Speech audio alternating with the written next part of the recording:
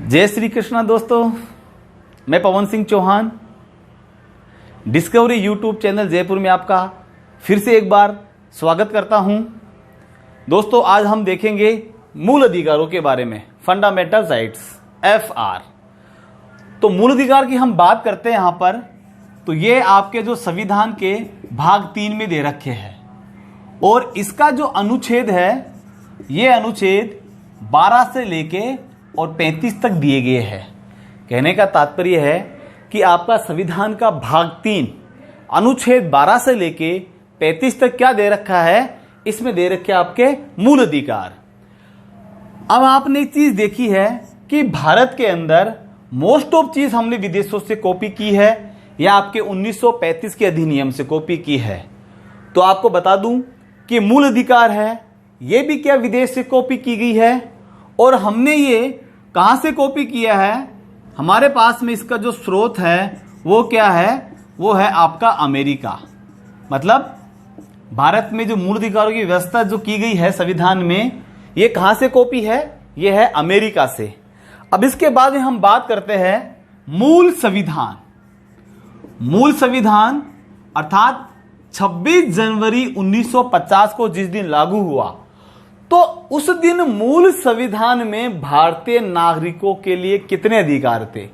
तो दोस्तों, मूल संविधान में आपके यहां पर 7 अधिकार थे, लेकिन हम बात कर रहे हैं आज 2020 की, वर्तमान की। तो वर्तमान में अधिकार है 6। मूल में 7 थे, अब 6। तो सीधा सीधा इसका तात्पर्य क्या है भाई, यहां पर एक अधिकार हटा दिया गया, एक अधिकार हटा दिया। तो यहां पे एक अधिकार हटाया है, जो कम किया है वो कौन सा, आपका संपत्ति का अधिकार। और संपत्ति का अधिकार जो है आपका कौन से अनुच्छेद में था, ये था आपका अनुच्छेद 31 और अनुच्छेद 19 यहां पर दे रखा था। अब एक चीज है, संविधान में जब भी हम कोई चीज जोड़ते हैं या कोई चीज हटाते हैं तो उसके लिए हम संविधान संशोधन करते हैं। तो मैं आपको बताना चाहूंगा कि जो ये आपका मूल अधिकार था संपत्ति का अधिकार, हमने इसको हटाया, तो हटाया तो इसके लिए क्या करना पड़ेगा, संविधान संशोधन करना पड़ेगा। और देखो, इसके लिए जो हमने संविधान संशोधन किया हटाने के लिए, वो आपका था 42वां संविधान संशोधन। और ये कब किया गया, 1976 में। मतलब 42वें संविधान संशोधन 1976 के तहत हमने क्या किया, आपका जो संपत्ति का जो मूल अधिकार था इसको हटा दिया, और मूल अधिकार से हटा के हमने क्या बना दिया, इसको बना दिया यहां पर हमने कानूनी अधिकार। और कानूनी अधिकार बना के हमने इसको कहां रखा, अनुच्छेद 300 के अंदर। बहुत सिंपल है, ये कुछ फैक्ट है दोस्तों जो आपको याद करने ही पड़ेंगे। बिना इनको याद किए काम बिल्कुल भी नहीं चलेगा। तो एक बार देख लीजिए, मूल अधिकार भाग 3 में दे रखे हैं, अनुच्छेद 12 से लेके 36 तक इनका विवरण दिया गया है। और मूल संविधान में ये आपके 7 अधिकार थे, लेकिन हम बात करते हैं आज, तो आज है 6 अधिकार।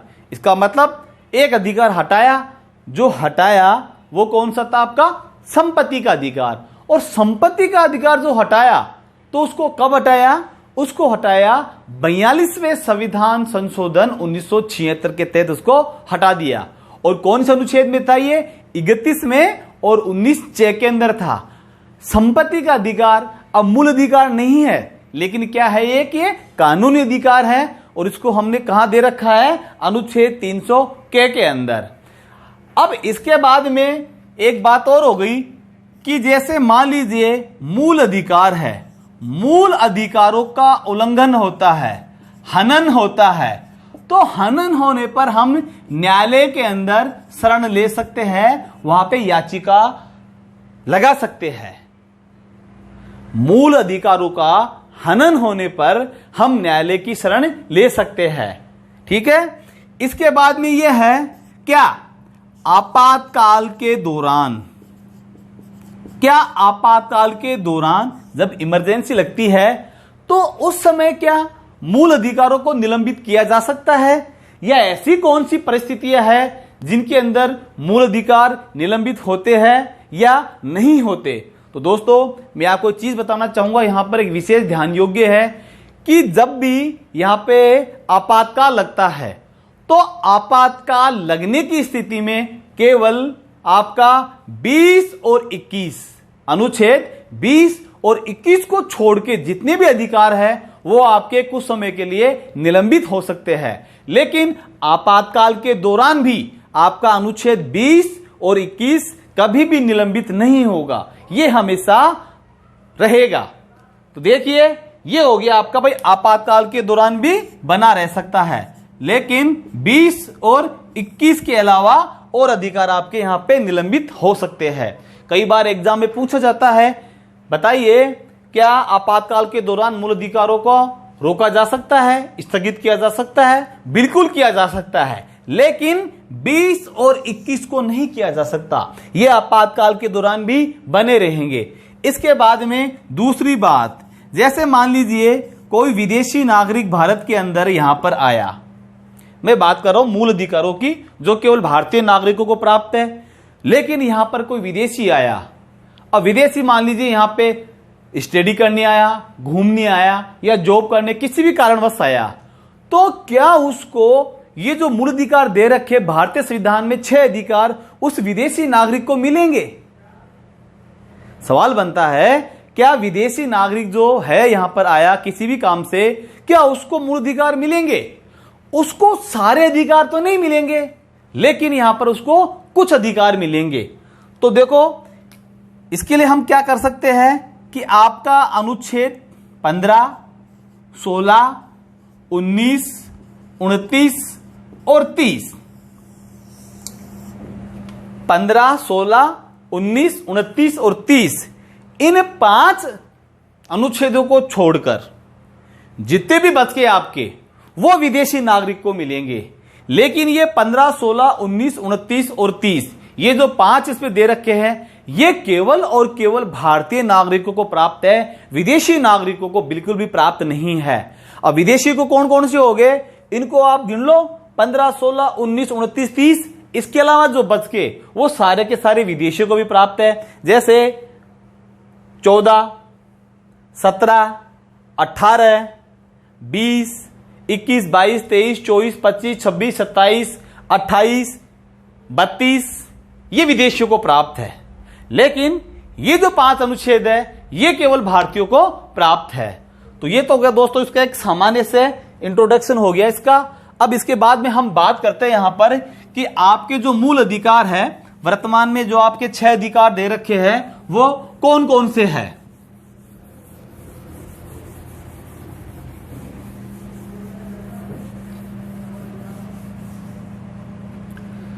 तो आपके जो यहां पे 6 अधिकार हैं उनमें सबसे जो पहला अधिकार है वो है आपका समानता का अधिकार।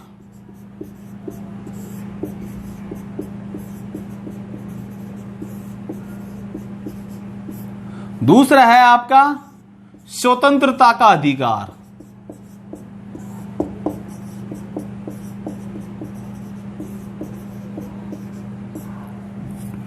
तीसरा है शोषण के विरुद्ध।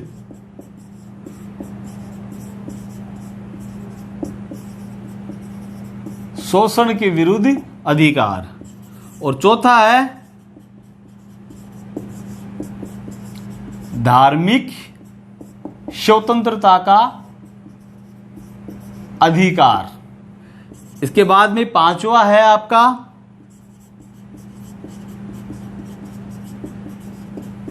अल्पसंख्यकों का शिक्षा और संस्कृति का अधिकार। और अंतिम जो 6वां आपका वो है आपका संवैधानिक उपचारों का अधिकार। अब एक यहां पे आपने देखा कि ये जो 6 अधिकार है किसको किस अनुच्छेद में दे रखा है, तो इसके बारे में देखिए आपका कहां से स्टार्ट हो रहा है, ये 12 से लेके 35 तक।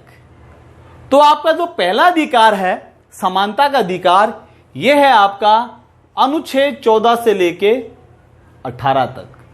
18 बाद में आप हो गया दूसरा 19। तो आपका जो स्वतंत्रता का अधिकार है वो आपका 19 से लेके और 22 तक।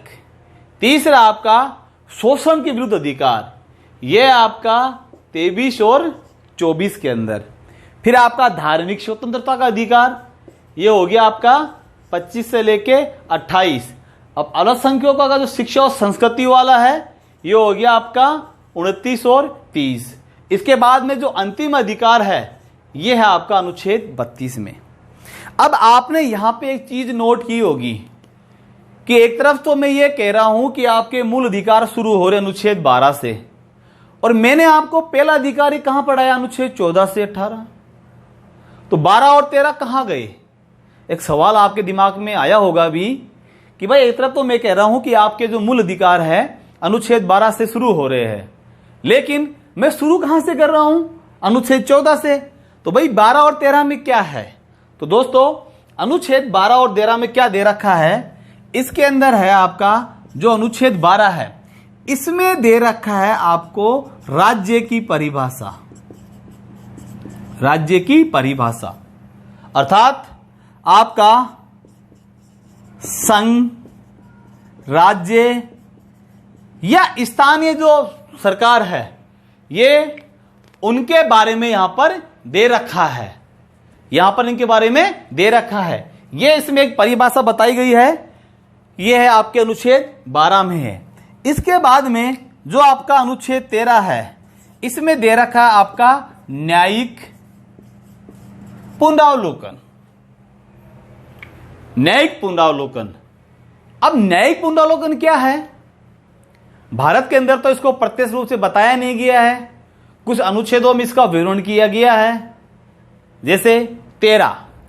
तो पहली बात तो यह है कि न्यायिक पुनरावलोकन होता क्या है।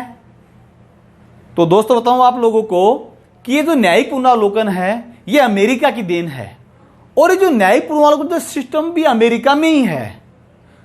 क्या होता है इसमें कि आपकी व्यवस्थापिका कोई ऐसा कानून बनाती है जो संविधान के विरुद्ध हो, तो न्यायालय को एक पावर होती है कि वो न्यायिक पुनरावलोकन शक्ति के तहत उसको निरस्त कर देता है। इसे क्या कहा जाता है? इसे न्यायिक पुनरावलोकन कहा जाता है। तो अब भारत के अंदर भी न्यायिक पुनरावलोकन यहां पे व्यवस्था कर रखी है, और ये जो कंसेप्ट है यहां पर ये हमने कहां से लिया है? ये अमेरिका से लिया है। तो आर्टिकल जो आपका जो 13 है ये न्यायिक पुनरावलोकन का ही सिस्टम बताता है।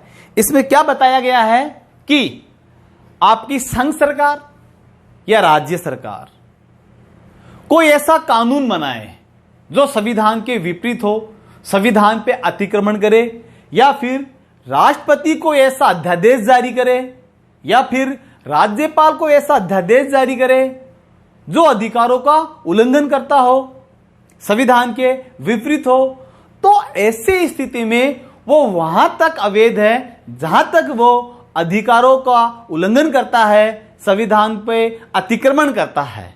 यह बताया गया आपके अनुच्छेद 13 में। तो इसे हम कह सकते हैं न्यायिक पुनरावलोकन। तो आपका 12 और 13 में यह हो गया। इसके बाद में हम एक एक अधिकार को देखते हैं। आपका जो सबसे पहला जो अधिकार है वो है समानता का अधिकार, अनुच्छेद 14 से लेके 18 तक। तो देखो अनुच्छेद 14 में समानता का अधिकार, इसमें सबसे पहले हम देखते हैं अनुच्छेद 14। इसमें दे रखा है विधि के समक्ष समान संरक्षण। विधि के समक्ष समान संरक्षण, अनुच्छेद 14 क्या कहता है? विधि के समक्ष समान संरक्षण। तो पहली बात तो यह है कि यह समानता वाला शब्द हमने कहां से लिया है। कई बार एग्जाम में पूछते हैं कि अनुच्छेद 14 में जो समान शब्द है वो किस देश से लिया है। तो ये लिया हमने ब्रिटेन से। एक शब्द इसमें दूसरा संरक्षण, ये हमने लिया है अमेरिका से। तो विधि के समक्ष समान संरक्षण, इसका तात्पर्य क्या है? भारत का संविधान है जो यहां पे विधि प्रचलित है, उसके सामने यहां पर सभी लोग बराबर होंगे, सभी नागरिक बराबर होंगे, किसी के अंदर कोई विभेद पैदा नहीं होगा, कोई अंतर पैदा नहीं होगा, चाहे वो एक सामान्य नागरिक हो, मजदूर हो, या फिर कोई भारत का प्रधानमंत्री या राष्ट्रपति। यहां पे विधि सभी के लिए क्या है, समान है। ये कौन कहता है, अनुच्छेद 14। लेकिन दोस्तों इसके कुछ अपवाद भी है। अपवाद की अगर हम बात करें, जैसे मैं आपको ये कहूं कि अनुच्छेद 361, जैसे राष्ट्रपति, राज्यपाल, सांसद और विधायक। आपने देखा होगा कि राष्ट्रपति ने कोई अपराध कर दिया तो हम उसको पद पे रहते हुए उसके विरुद्ध कोई कार्रवाई नहीं कर सकते। पहले हम उसको पद से हटाएंगे, पद से हटाने के बाद उस पर फिर वो प्रक्रिया चलेगी। तो क्या हो गया, अभी अपवाद हो गया। यही स्थिति राज्यपाल के साथ है। अगर राज्यपाल ने कोई ऐसा काम कर दिया जो संविधान के विरुद्ध है, विधि का उल्लंघन है, तो उसको पहले हम पद से हटाएंगे और पद से हटाने के पश्चात ही हम उस पर कार्रवाई कर सकेंगे। तो ये क्या होंगे, इसके अपवाद होंगे। साथ में आपके सांसद और जो विधायक है वो भी इसके अपवाद है। जैसे अगर सदन चल रहा हो तो उस समय बिना सदन के अध्यक्ष की अनुमति के हम विधायक और जो सांसद है उनको गिरफ्तार नहीं कर सकते, पहले हमें परमिशन लेनी होगी। तो ये सब क्या हो गए, इसके अपवाद हो गए। इसके अलावा हम बात करें यहां पे दूतावास। दूतावास भी क्या हो गया, इसका अपवाद हो गया।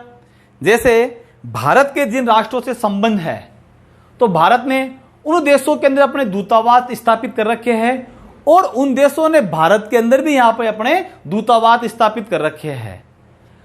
लेकिन उस दूतावास में भारतीय कानून नहीं चलेगा। वो जिस देश का दूतावास है, संबंधित देश के कानून ही वहां पे चलेंगे, वहां पे भारतीय विधि बिल्कुल भी नहीं चलेगी। तो ये भी क्या हो गया, इसका अपवाद हो गया। ऐसे इसी के अंदर महिलाओं को जार कर्म से यहां पर छूट प्रदान की गई है, बच्चों को भी यहां पे संरक्षण प्रदान किया गया है। तो दोस्तों ये सब क्या हो गया, इसके अपवाद। इसके बाद में आपका इसी का दूसरा अनुच्छेद 15।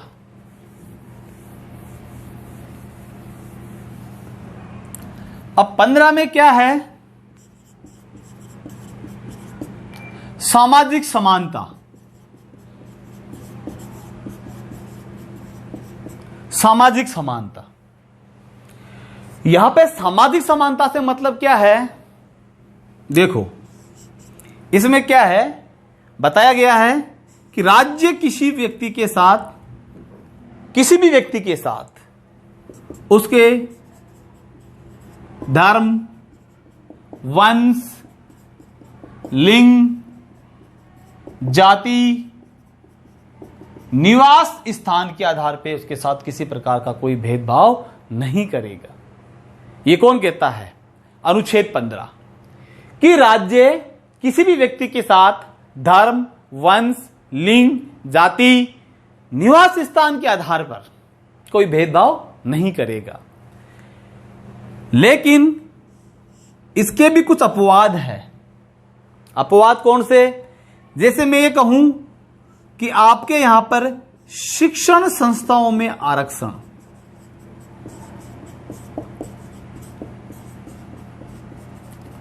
शिक्षण संस्थाओं में आरक्षण। एक तरफ तो राज्य क्या कह रहा है, राज्य को क्या निर्देश दिया गया संविधान के द्वारा कि तू इन आधार पे किसी के साथ भी कोई भेदभाव नहीं करेगा। लेकिन दोस्तों शिक्षण संस्थाओं में आपने देखा होगा, जैसे आपने जब 12वीं पास की, आप एडमिशन लेने के लिए कॉलेज गए, तो आपने देखा होगा जो आपके 12वीं क्लास के जो अंक थे उनके बेस पे एडमिशन होता है। लेकिन वहां पर general, EWS, OBC, ST, SC, महिला, सबका जो परसेंटेज है अलग अलग होता है। जनरल के परसेंटेज ज्यादा जाती है, अदर कैटेगरी उससे कम जाती है। तो उनको क्या वहां पे आरक्षण दिया गया है। उन शिक्षण संस्थाओं में वहां पे उनके लिए पद क्या करें, आरक्षित किए गए हैं। ये इसी का क्या हो गया, अपवाद। अगर हम यहां पे आरक्षण की बात करें तो देखो, मूल संविधान में यहां पर इसमें आरक्षण के लिए कोई सिस्टम नहीं था, लेकिन प्रथम संविधान संशोधन 1951 में क्या किया कि आपकी जो सरकारी शिक्षण संस्थाएं थी उनमें आरक्षण दे दिया सरकार ने। निजी में नहीं दिया, केवल जो सरकारी शिक्षण संस्थाएं थी उनमें आरक्षण दिया। इसके बाद में 93वां संविधान संशोधन, 93वां संविधान संशोधन मतलब पहले संविधान संशोधन 1951 में तो क्या कर दिया, आपकी जो सरकारी शिक्षण संस्थाएं थी उनमें आरक्षण दे दिया। लेकिन आपका जो 93वां संविधान संशोधन था 2006 में इसको लागू किया। इसके अंदर जो आपकी हायर एजुकेशन वाली जो निजी शिक्षण संस्थाएं थी उनके अंदर भी यहां पर क्या दे दिया, आरक्षण दे दिया। उनके अंदर भी यहां पर आरक्षण की व्यवस्था कर दी। और पिछली साल ही 103वां संविधान संशोधन करके 2019 के अंदर संघ सरकार ने क्या किया, ईडब्ल्यूएस को भी क्या कर दिया, यहां पर 10% यहां पर आरक्षण दे दिया। मतलब जो शिक्षण संस्थाएं हैं उनके अंदर भी 103वां संविधान संशोधन 2019 के तहत क्या कर दिया, ईडब्ल्यूएस को यहां पर एडमिशन में आरक्षण दे दिया। समझ में आ रहा है? पहली बार आरक्षण दिया प्रथम संविधान संशोधन 1951 में, यह गवर्नमेंट में दिया। उसके बाद में 93वां संविधान संशोधन 2005, यहां पे जो उच्च शिक्षण संस्थाएं थी निजी, उनमें भी यहां पर आरक्षण शुरू कर दिया। और तीसरी बार 103वां संविधान संशोधन 2019 में करके यहां जो ईडब्ल्यूएस है उसको भी यहां पर क्या कर दिया, आरक्षण दे दिया। इसके बाद में आपका जो तीसरा अधिकार है समानता का, वो है आपका अनुच्छेद 16। और इसमें क्या दे रखा है कि लोक नियोजन में समान अवसर। यहां पर लोक नियोजन से तात्पर्य है कि सरकार की जो वैकेंसी आएगी, सरकार की जो भी वैकेंसी आएगी उनके अंदर किसी भी व्यक्ति के साथ, जो हमने अनुच्छेद 15 में पढ़ा, धर्म, वंश, लिंग, जाति के आधार पर भेदभाव नहीं होगा, सभी को उसमें हिस्सा लेने का अधिकार होगा। ये कौन कहता है? अनुच्छेद 16 कि जो सरकारी वैकेंसी आएगी उसके द्वार सभी लोगों के लिए खुले होंगे, किसी के साथ भी धर्म, वंश, लिंग, जाति, निवास स्थान के आधार पर कोई भेदभाव नहीं होगा। लेकिन दोस्तों इसका भी एक अपवाद है, आरक्षण। आज आप देखते हो जो सरकारी वैकेंसी आती है उनमें क्या दे रखा है, हर समुदाय के लिए जो बना रखे हैं एसटी, एससी, ओबीसी, ईडब्ल्यूएस, महिला, उन सबको आरक्षण दिया गया है। यह भी क्या हो गया, इसका एक अपवाद हो गया। तो यह है आपका अनुच्छेद 15।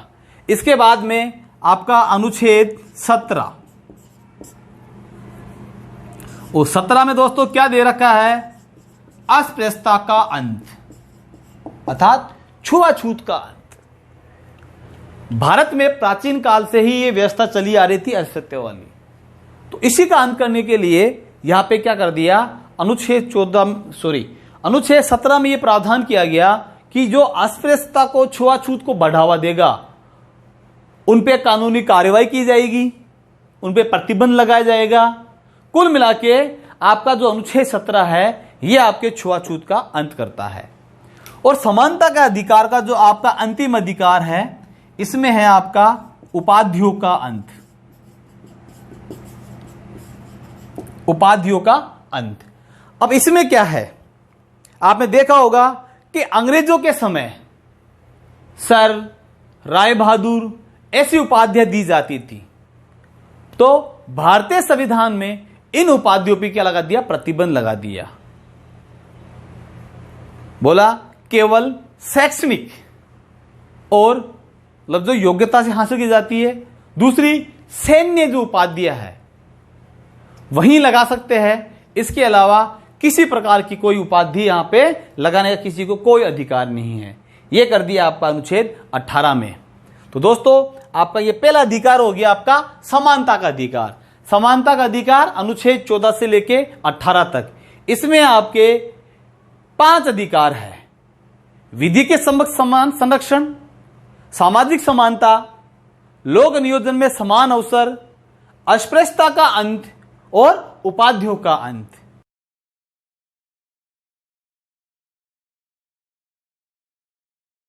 बताया था आपको कि आपका जो समानता का अधिकार है अनुच्छेद 14 से लेकर 18 तक है। इसके बाद में आपका जो दूसरा अधिकार है वह है स्वतंत्रता का अधिकार, और स्वतंत्रता का अधिकार जो है अनुच्छेद आपका ये 19 से 22 तक है। तो हम एक एक अधिकार को देखते हैं। तो जो आपका पहला अधिकार है अनुच्छेद 19 में, इसमें क्या है? पहली बात तो यह है कि आपका अनुच्छेद 19 है, इसमें जो आपका मूल संविधान था, इस मूल संविधान में आपके 19A के अंदर 7 प्रकार की यहां पे स्वतंत्रता दे रखी थी।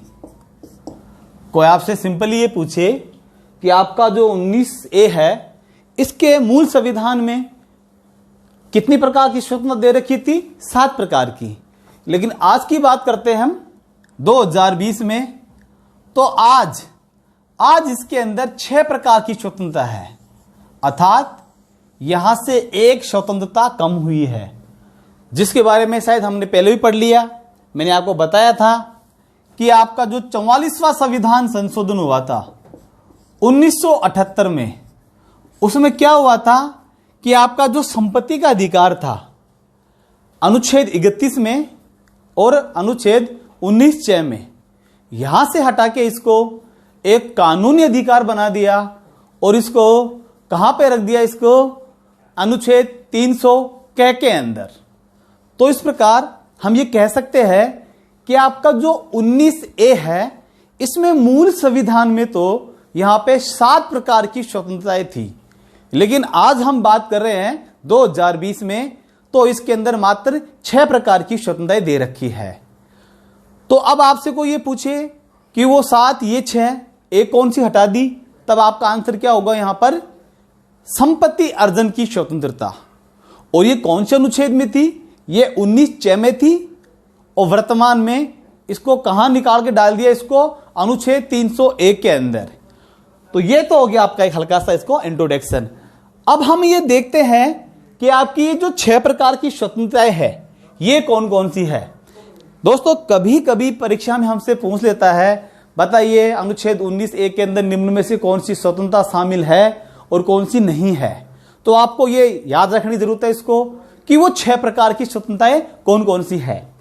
तो इसमें हम जब बात करते हैं सबसे पहले तो वह है आपकी विचार अभिव्यक्ति की स्वतंत्रता।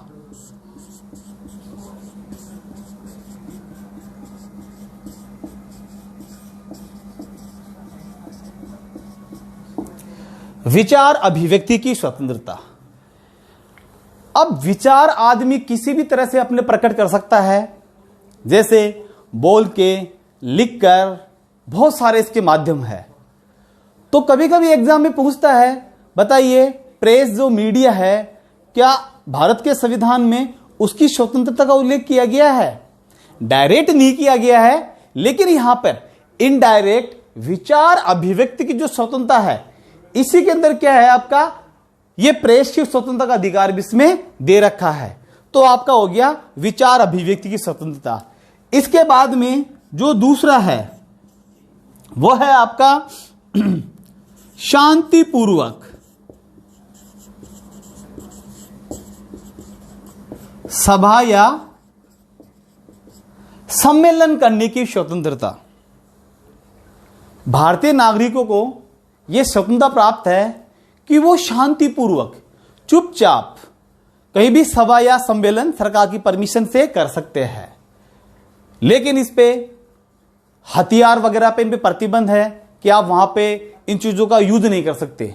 अब आपके मन में एक सवाल आ रहा होगा कि जैसे हम कभी कभी देखते हैं, तो जैसे हमारे सिख संप्रदाय के जो लोग हैं, आपने देखा होगा कि जब वो गुरुद्वारा में जाते हैं अरदास करने, तो ऐसा लगता है कि बहुत सारे लोग कोई युद्ध करने जा रहे हो, लड़ाई लड़ने जा रहे हो, क्योंकि उनके हाथ में क्या होती है, कटार तलवार ऐसी होती है। तो आपको लगता होगा इसके हिसाब से तो फिर इस पे प्रतिबंध हो गया। लेकिन ध्यान रखना दोस्तों, हम इसके बारे में चर्चा करेंगे जब आपको पढ़ाएंगे धार्मिक स्वतंत्रता का अधिकार, जो आपका अनुच्छेद 25 में है, तब पढ़ाएंगे। क्योंकि आपने देखा होगा, क्योंकि सिक्कों में 5 क्या है, केस, कंगा, कच्छा, कृपाण, ये जो 5 चीजें हैं इनके धर्म से जुड़ी हुई चीजें हैं, तो इस पे कुछ इनको छूट दे रखी है। तो इसको हम आर्टिकल 25 में वहां पर देखेंगे विस्तार से। अभी तो आपको इतना देखना है कि शांतिपूर्वक सभा या सम्मेलन की व्यवस्था। इसके बाद में है संघ बनाने की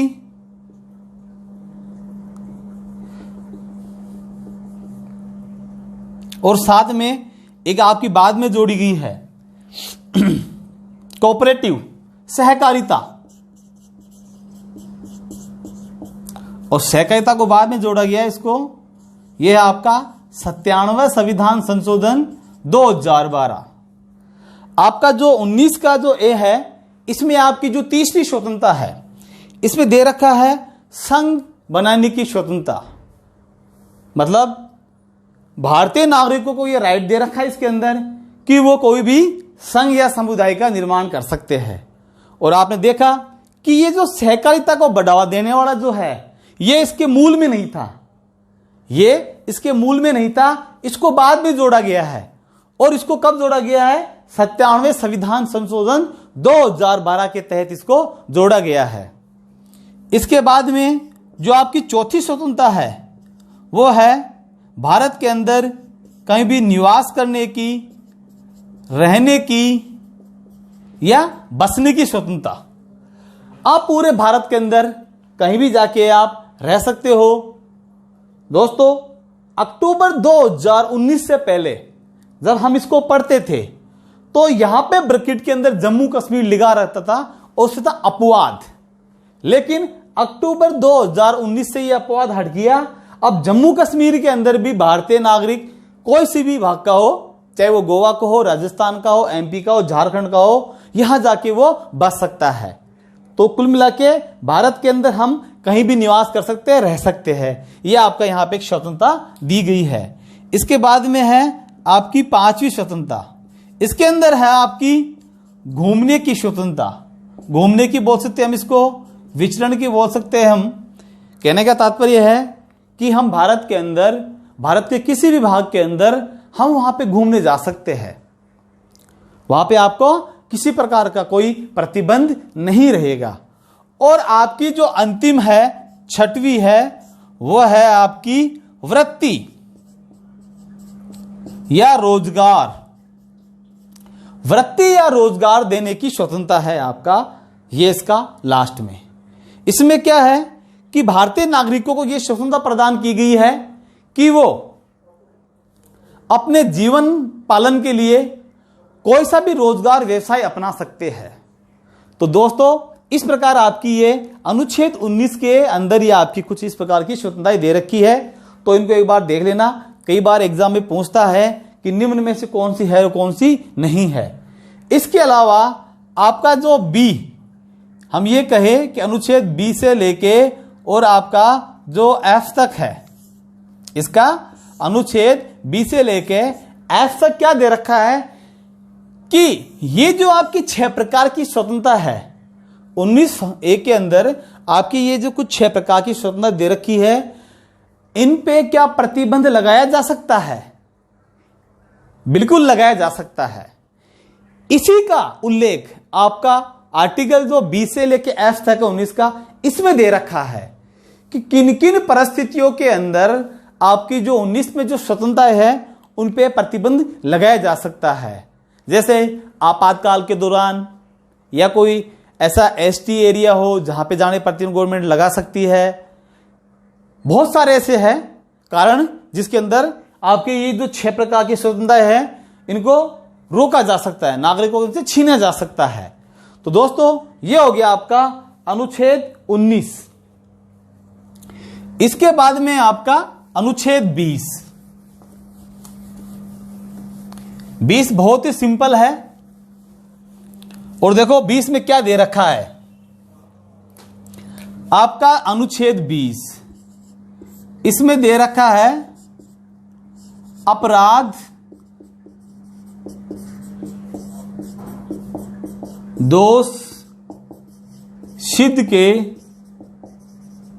संबंध में संरक्षण। अपराध दोष सिद्ध के संबंध में संरक्षण। अब इसके अंदर अपने पास में यहां पर 3 चीजें महत्वपूर्ण है। यहां पर हमारे पास में 3 चीजें महत्वपूर्ण है। अगर हम देखें तो देखो अनुच्छेद 20 में है आपके यहां पर 3 चीजें दे रखी है इसके अंदर। सबसे पहले तो है इसमें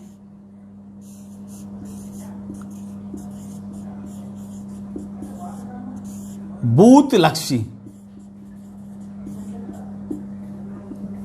विधि के अनुसार दंड।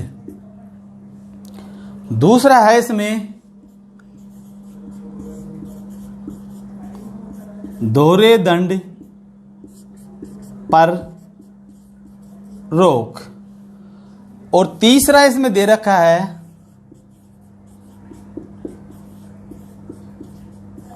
स्वयं के विरुद्ध गवाही देने पर रोक। तो आपका जो अनुच्छेद 20 है इसमें 3 चीज बताई गई है। तो आपकी जो सबसे पहली चीज है भूतलक्षी विधि के अनुसार दंड। अब ये भूतलक्षी विधि क्या होती है थोड़ा इसको समझ ले हम एक बार।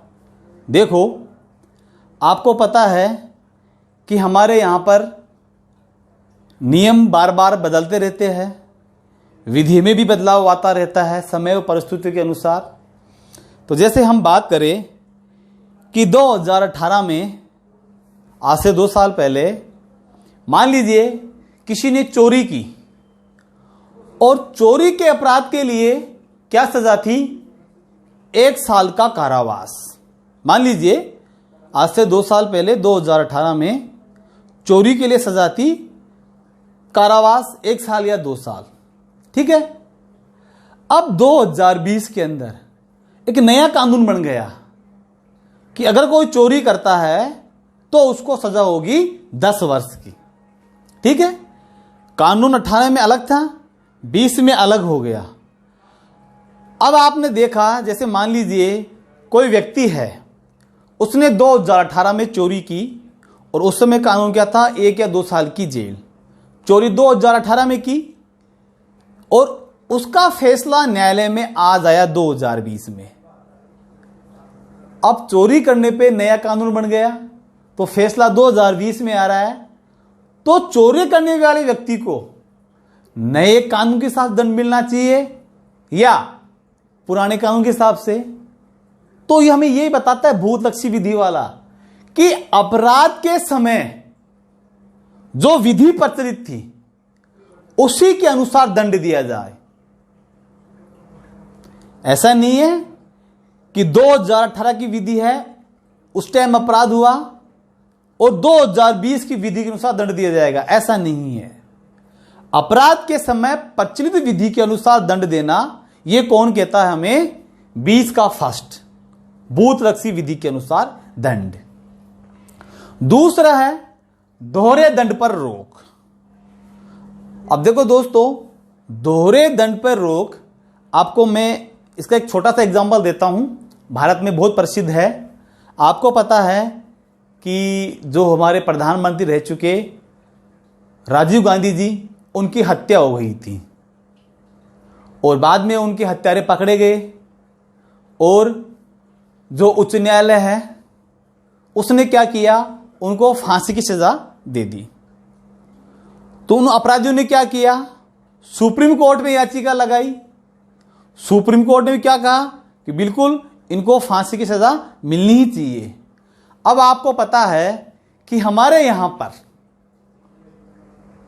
सुप्रीम कोर्ट से भी ऊपर एक पद है राष्ट्रपति का, जिसको शक्ति है न्याय के संबंध में, क्या कि किसी सजा प्राप्त व्यक्ति की सजा को कम कर सकता है, माफ कर सकता है, या उसका रूप परिवर्तित कर सकता है, सजा की कैटेगरी चेंज कर सकता है। तो उन अपराधियों ने राष्ट्रपति के पास में सन 2005 में उनके पास में याचिका लगाई कि हमें फांसी न दी जाए। अब राष्ट्रपति ने उस समय न तो उस पर हाँ किया और न ही ना की। बाद में जाके 2012 में राष्ट्रपति ने उनकी दया याचिका को निरस्त करके क्या कहा कि बिल्कुल इनको फांसी लगनी चाहिए। इसी बात को लेकर उन अपराधियों का जो वकील था उसने वापस जो हाईकोर्ट था उस पर रिट लगाई कि देखो मेरे जो ये है बंदे, इनको दोहरी सजा मिल रही है।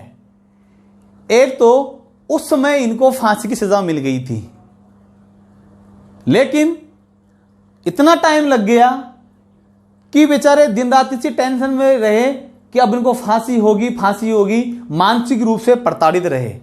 इसके अलावा 15 से 20 साल ये लोग जेल में और रह चुके, तो इनको तो दोहरी सजा नहीं, 3 टाइप की सजा हो गई। 15-20 साल जेल में रह लिए, मानसिक रूप से प्रताड़ित हुए, भाई फांसी होने वाली है। तीसरा, अब आप इनको फांसी और दोगे, तो ये तो क्या हो गया, बोला अनुच्छेद 20 का सेकंड का इसका क्या होगा, उल्लंघन हो गया। और दोस्तों, जो उच्च न्यायालय था उसने क्या किया, इसी के आधार पे उन अपराधियों की जो फांसी की सजा थी उसको वापस उम्र कैद में तब्दील कर दिया, उसको माफ करना ही पड़ा। तो आर्टिकल 20 का ये सेकंड क्या कहता है, दोहरे दंड पर रोक। इसके बाद में है स्वयं के विरुद्ध गवाही देने पर रोक। स्वयं के विरुद्ध गवाही देने पर रोक, ये कैसे?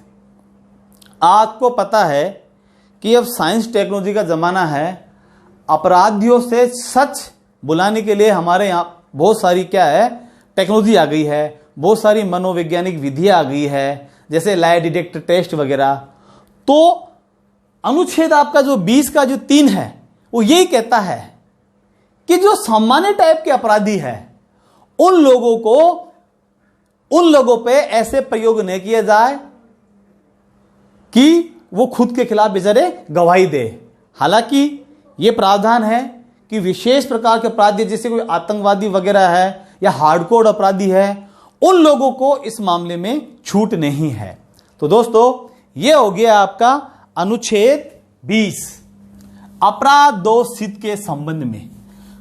अब इसका जो अगला अनुच्छेद है 21 बहुत ही महत्वपूर्ण है, और इसमें से मैंने देखा है कि हर परीक्षा में कोई ना कोई इसमें सवाल बन रहा है, तो इसको थोड़ा आप गौर से देखना।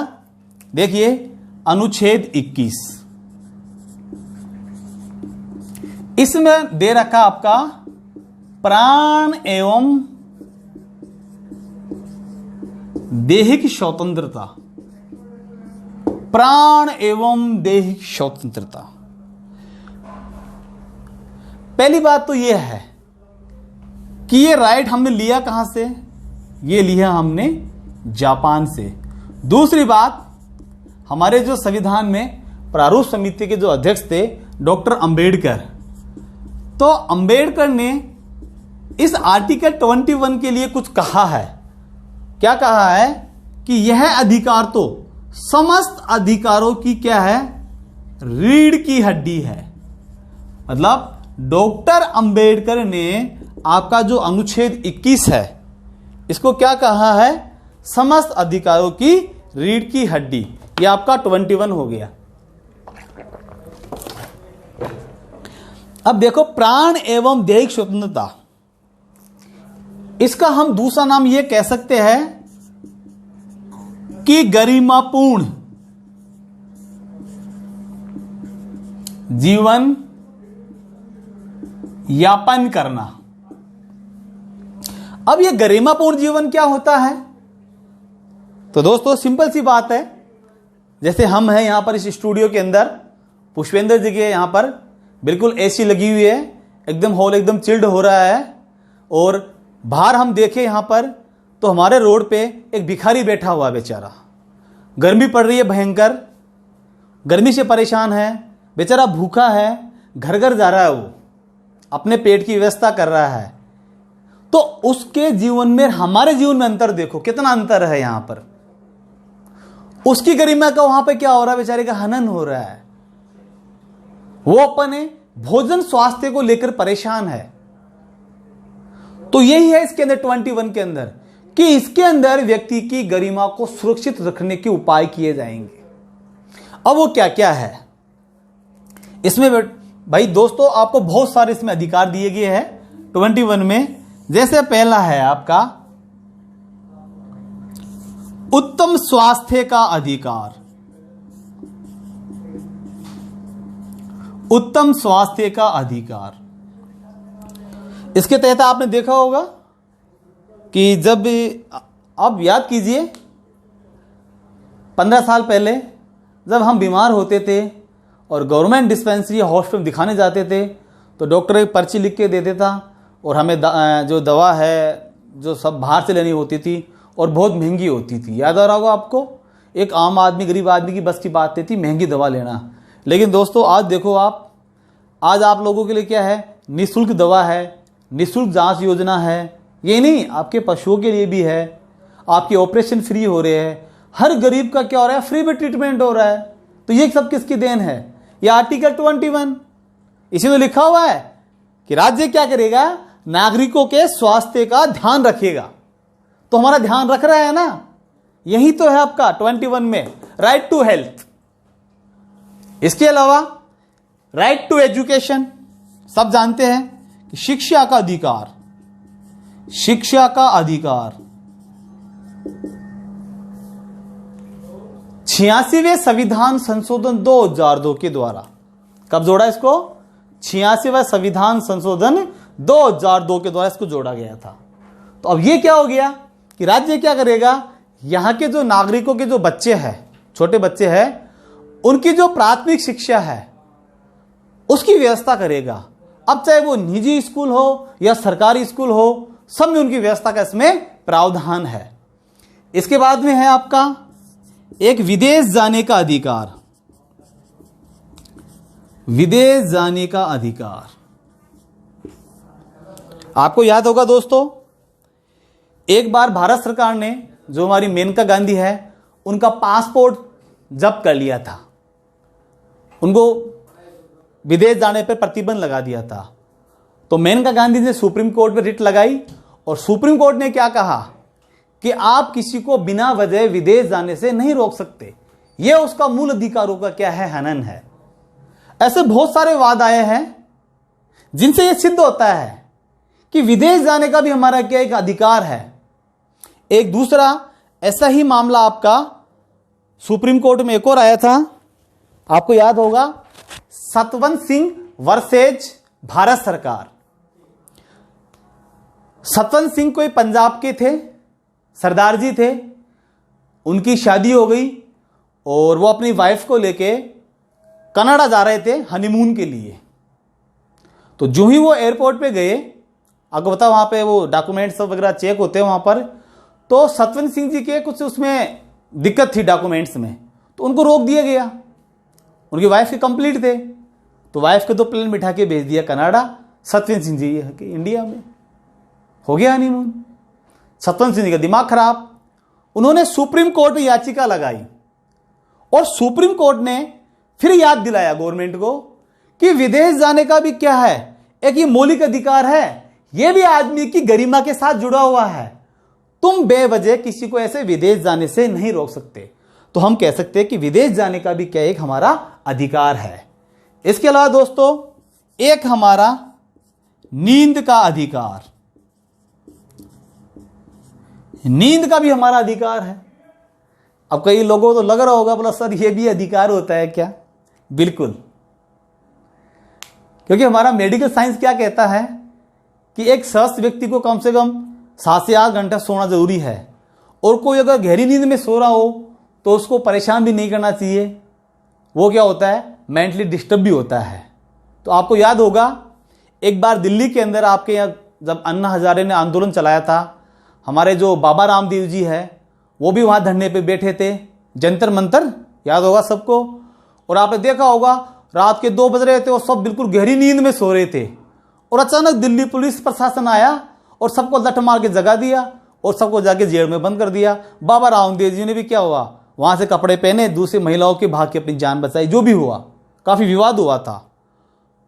तो इस मामले को लेके सुप्रीम कोर्ट ने खुद संज्ञान लिया और दिल्ली सरकार को डांट पिलाई कि आप ऐसे सोते हुए लोगों को परेशान नहीं कर सकते, क्योंकि सोता हुआ आदमी क्या अपराध करेगा, क्या शांति भंग करेगा। तो यह भी क्या हो गया, आपका नींद का अधिकार है। इसके अलावा हम यह कह सकते हैं कि आपका एक है सौंदर्य प्रतियोगिता में भाग लेने का अधिकार, यह भी आपका 21 में शामिल है। एक है आपका स्वच्छ पर्यावरण का अधिकार, एक है आपका राइट टू प्राइवेसी, निजता का अधिकार। तो आपका जो 21 है प्राणी देह की, इसके अंदर नए नए आपके अधिकार जुड़ते जा रहे हैं और बिल्कुल ये बड़ा होता जा रहा है। इसीलिए क्या कह दिया, प्रेजेंट टाइम में ये सब अधिकारों में सबसे विस्तृत अधिकार है आपका कौन सा, 21। तो इसको गौर से देखना एक बार। इसके बाद में स्वतंत्रता का जो आपका अंतिम अधिकार है वो है आपका अनुच्छेद 22।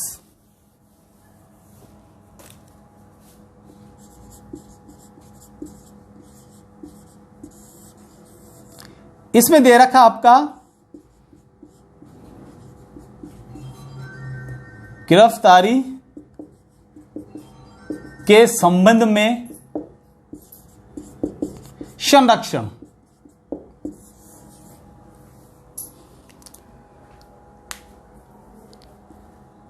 सबसे पहले तो इसमें यह प्रावधान है कि अगर कोई किसी मामले में पुलिस किसी व्यक्ति को गिरफ्तार करती है तो उसको गिरफ्तार करने के बाद में 24 घंटे के अंदर जो भी नजदीकी मजिस्ट्रेट है उसके सामने उस व्यक्ति को प्रस्तुत किया जाएगा।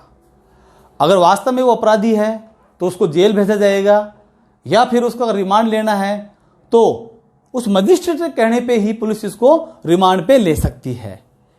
लेकिन पुलिस किसी भी दशा के अंदर उसको 24 घंटे से अधिक अपनी कस्टडी में नहीं रख सकती। दूसरी बात, जो आदमी अरेस्ट हुआ है उसको अपने वकील से परामर्श करने का भी इसमें अधिकार दे रखा है। तीसरी बात, जो अरेस्ट हुआ है उस व्यक्ति को उसके जो संबंधित परिजन है उनको भी क्या है, सूचना देनी होगी। यह आपका सब 22 में। लेकिन दोस्तों आपने देखा होगा कि पहले हमारे यहां पे जैसे पोटा, टाडा, ऐसे बहुत सारे कानून थे जिनमें व्यक्ति को संदेह के आधार पर अरेस्ट किया जाता था और उसको एक लंबे टाइम तक अरेस्ट रखा जाता था। लेकिन प्रेजेंट टाइम ये सारे कानून क्या हो गए, समाप्त हो गए। कोई ऐसा कानून बचा ही नहीं है। और उसमें भी क्या होता था कि किसी व्यक्ति को संदेह के आधार पर जब अरेस्ट किया जाता था तो उसको अधिकतम 90 दिन तक ये लोग अपनी कस्टडी में रखते थे। उसके बाद में अगर उसको लंबे टाइम तक और रखना है तो उसके लिए एक कमेटी बनती थी और उस कमेटी का सुप्रीम कोर्ट से कोई न्यायाधीश या फिर न्यायाधीश बनने की योग्यता रखने वाला व्यक्ति क्या करता था, उस कमेटी का अध्यक्ष होता था। और वो कमेटी यह तय करती थी कि इसको और लंबे समय तक कस्टडी में रखा जाए या ना रखा जाए। अब इसके बाद में दोस्तों हम पढ़ेंगे आपका जो तीसरा अधिकार है, शोषण के विरुद्ध अधिकार। अब शोषण का भी नेक्स्ट क्लास पढ़ेंगे।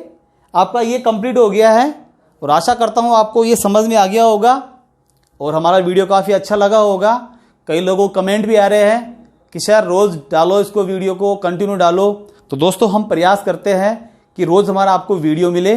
बस आप इसी तरह हमें सब्सक्राइब करते रहिए, लाइक करते रहिए और शेयर ज़रूर कीजिए ताकि और लोगों का भी इसमें भला हो सके। तो डिस्कवरी यूट्यूब चैनल से जुड़े रहिए। धन्यवाद। Thank you.